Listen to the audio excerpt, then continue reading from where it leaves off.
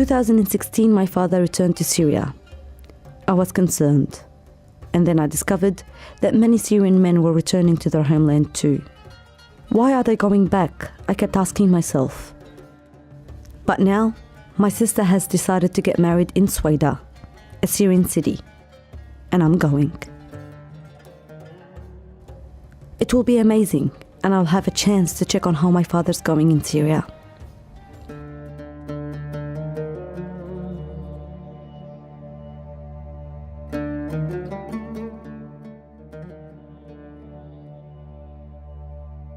"12 years later, and on my first visit since I moved to Australia, I expected to go back to a war-torn country. Sweden, a city in the southwest of Syria, was surrounded by Islamic State forces until July this year.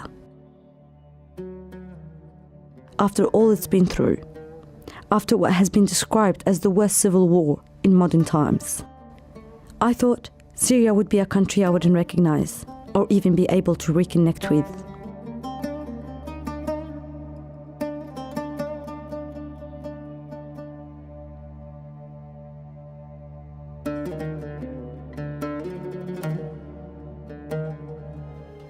I'm emotional when we finally arrive in my hometown, Sweden. It's had a reputation as a safe haven for religious minorities since Ottoman times. Druze is the largest minority group in the city, and it's been debated if Druze are Muslims or not. It's interesting to see that since the war started, Druze temples have been renamed to include the word Muslim. Like me, my whole family is Druze.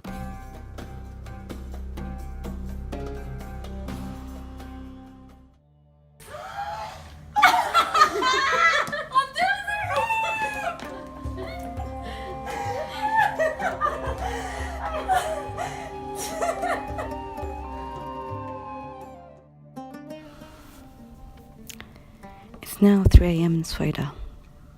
I can't stop thinking. I can't even sleep. I'm going to start this recording now.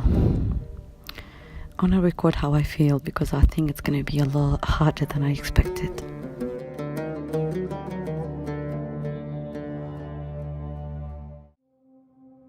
My grandmother didn't recognize me today. She's 92 and I haven't seen her in 12 years, and when I walked into the door, she looked at me and she goes, "Who are you?" And it broke my heart because I just thought, "Grandma, it's me, your favorite granddaughter." When I told her it was me, Heba, she cried and she said she thought she would never see me again. She took me into her arms.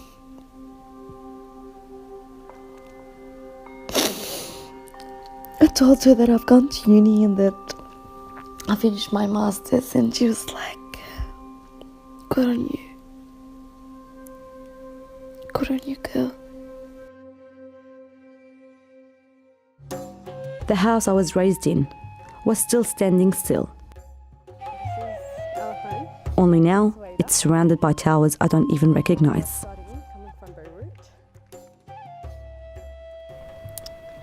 So, here's my mother. And this is the house I lived in since I was 3 years old. Here is what used to be the TV room. Now it's a bedroom. Or actually, it looks like it's my room now because they've moved my bed here.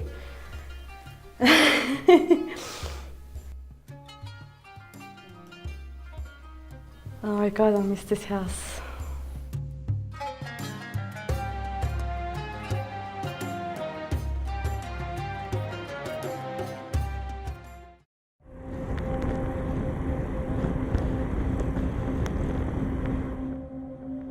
After my year 10 results, we packed our bags and we went to Australia for a holiday.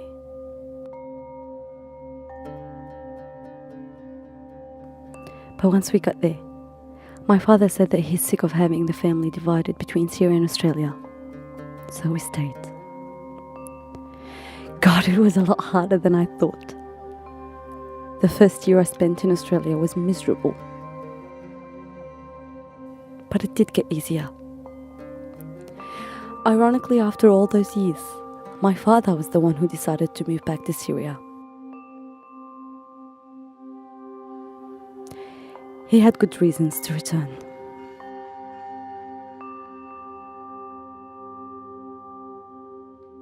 الراتب التقاعدي بأستراليا ما بكفي لمعيشة تكون مريحة بأستراليا. فالعيشة ببلد الواحد الأصل بتكون أوفر كثير يعني ماديا. هذا هو السبب.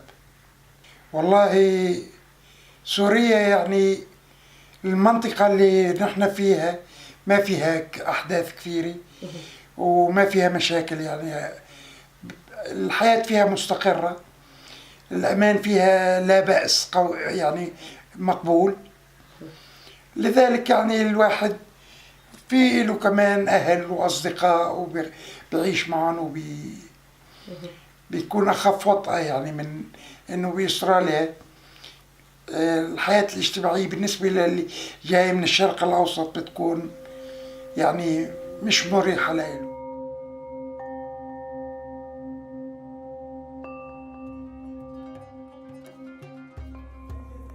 It took me a few hours to comprehend that I was actually back in Syria. I was eager to go out to the streets and visit the old places I knew. There are unfamiliar faces in the city. Religious dress is more common in Sweden with the arrival of thousands of refugees.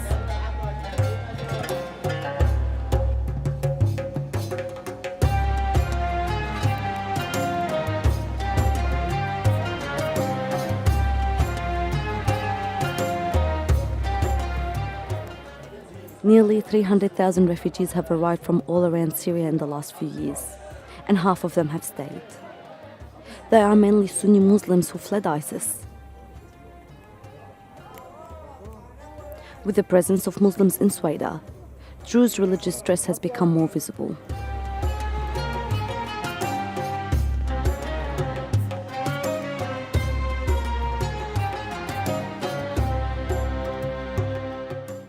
Strangely, I feel safe walking the old streets of my city. Having reported on the Syrian war for 7 years, I didn't expect I'd feel as safe as I did 12 years ago.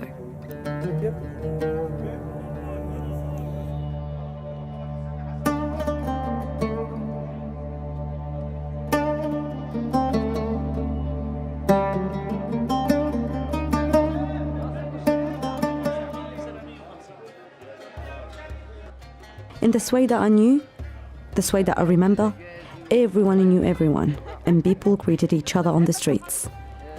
The first place I thought of was the markets, where I used to tag along to buy fruit and vegetables with my mum as a kid.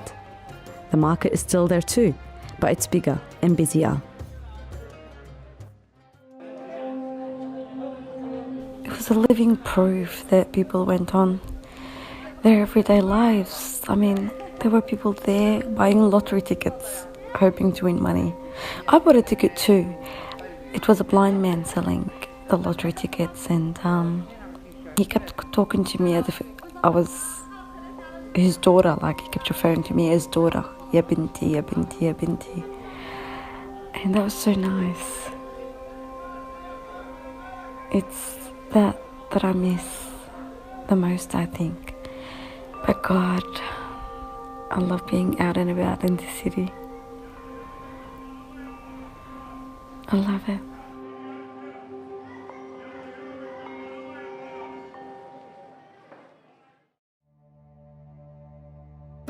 My father has been living here for over a year. He acknowledges the risks of living in Sweden, but thinks the news exaggerates what actually happens on the ground. الأخبار بتكون يعني أكبر من الحجم الواقع اللي بتكون فيه. لذلك كانت الواقع أقل من ما كان الواحد يسمع بالأخبار، إلا أنه رغم ذلك في مخاطر. الحياة غير مستقرة، في فوضى، الغلاء على الناس مؤثر كثير، يعني الحياة غير مستقرة وغير مريحة. Away from the city, I spent my childhood years in Al-Mazra'a, a small village close to Sweida where my grandparents lived. My uncle Abu Karam, a Syrian Australian, runs the family farm in the village. More than 20 refugee families now live and work on the farm.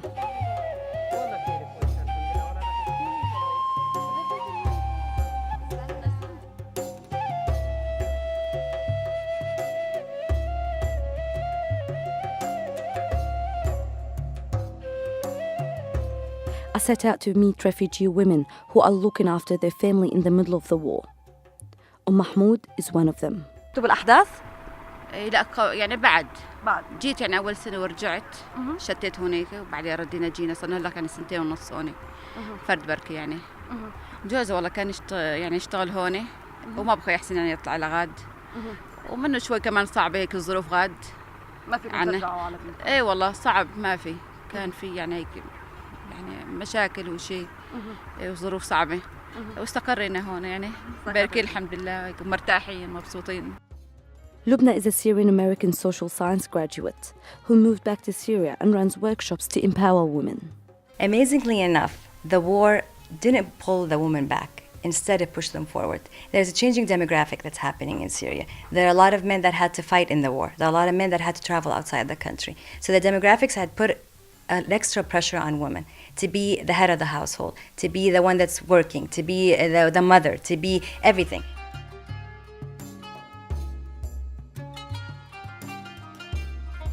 لا ما أمنين أولادكم يروحوا على المدارس؟ بلا على البلد ويجون وكل شيء. لا ما في يروحون بلي هسه يشتغلون ينزلون سماد كبريت شيء بالمزرعه هين ما نخاف عليهم لا. صارت على المزرعه كلها تعرفنا كنا نعرفها صرنا من الكبير للصغير. والله صارنا هنا 5 سنين 6 سنين يعني من اول الازمه من اول من 2011. ايه من اول جينا على اساس عمال وهيك وصار هيك ما عاد ترجعوا؟ ما عاد قدرنا نرجع وظلينا عاد الحمد لله مبسوطين الحمد لله مكيفين بس الواحد دائما يظل زي مو ببلده وهيك مهما كان زين. ما هي بلدكم سودا وحلب الحمد لله نفس كل الواحد هو اذا ظل بسوريا كلياته بلد واحد الحمد لله رب العالمين بس ما حاولنا ولا شيء يعني الواحد يظل ببلده احسن مهما كان مهما تهجل يظل بسوريا احسن مهما كان مثلا من هين بس يظل بسوريا يعني بالمطرح مثلا القرن الكويسه هيك الواحد يسكن بيها وبالنسبه للاولاد عم يقدروا يروحوا على المدارس شايفين العالم اللي طلعت برا هيك شلون تشرشح تخطي.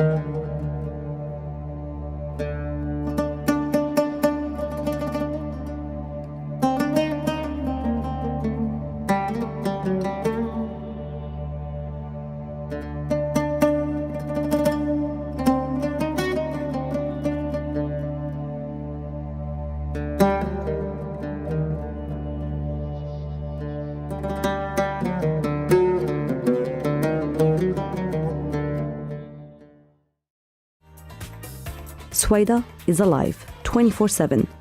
The nightlife is booming. New cafes, restaurants and nightclubs have opened their doors in the last 7 years. The streets are full of people enjoying themselves until late at night.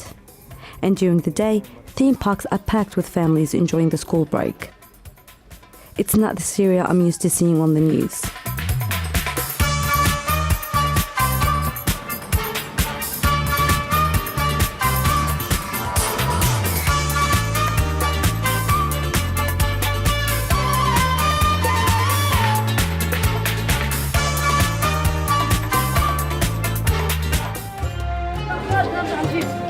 My sister's wedding have brought together people who hadn't seen each other for 30 years.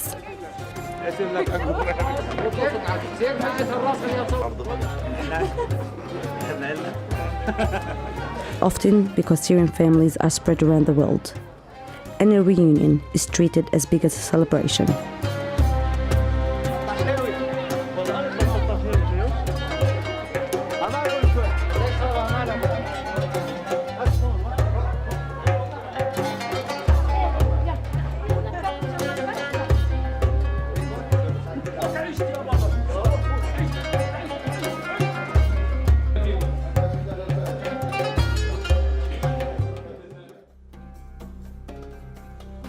preparations are as important as the celebration.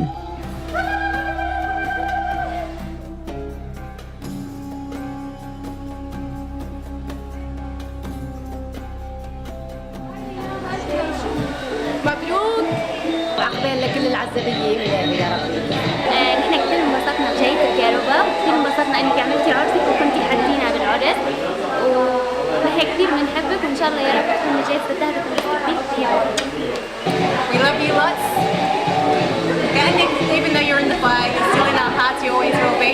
انتوا الرواد نتمناكم مع بعضنا بقلبنا. We'll see you every year. And you look beautiful today, and I hope you have a beautiful and happy life together.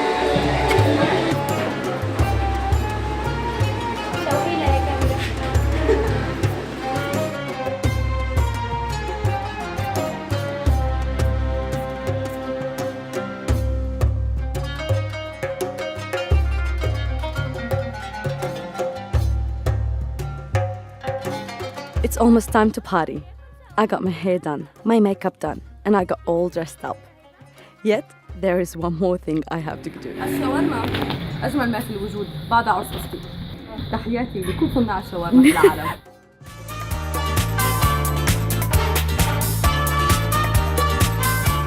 My sister's wedding was a reminder that despite the war, Syrians haven't lost hope for the future.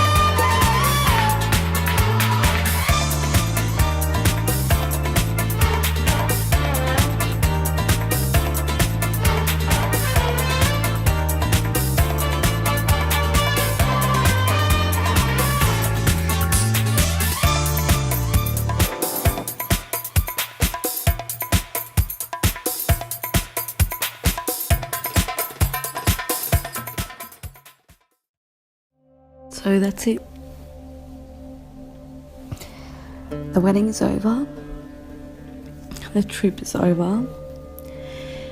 And I gotta leave. I remember the last time I left Syria, it was the 10th of June 2005. I remember not taking much notice of the surrounding because I thought it's only going to be 3 months. I'm going for holidays. I'm going to see my dad and my sisters in this strange city called Sydney that I only visited when I was 9. And then I'm going to be back before I know it.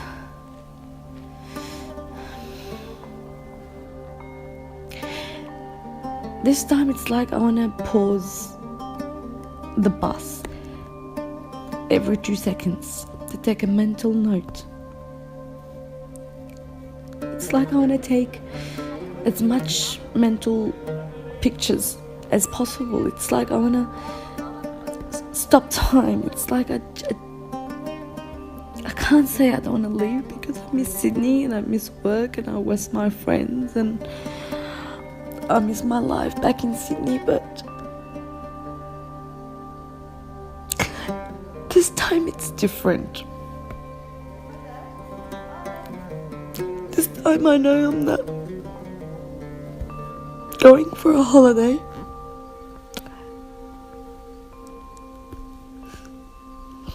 This time I'm going home.